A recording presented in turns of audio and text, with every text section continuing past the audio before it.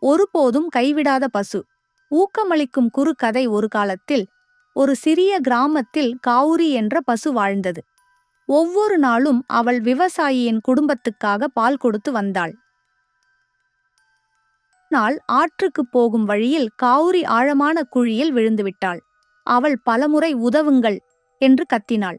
ஆனால் யாரும் வரவில்லை. விவசாயி குழி மிக ஆழமாக இருப்பதால் அவளை மீட்க முடியாது என்று நினைத்து மண்ணால் அதை மூடத் தொடங்கினார்.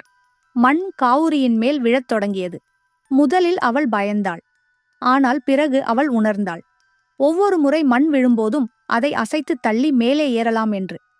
அப்படி மண் விழும் ஒவ்வொரு தடவையும் கௌரி அதை அசைத்து மேலே ஏறினாள். பல மணி நேரங்களின் முயற்சிக்குப் பிறகு அவள் குழியிலிருந்து வெளியே வந்தாள்.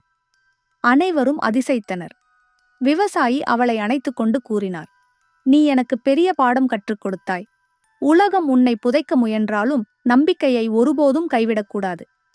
அன்றிலிருந்து கௌரி தைரியத்தின் அடையாளமாக மாறினாள். அவள் கதையை எல்லோரும் நினைவில் வைத்துக் கொண்டனர். வாழ்க்கை மண்ணை எறிந்தால் அதை அசைத்து மேலே ஏறு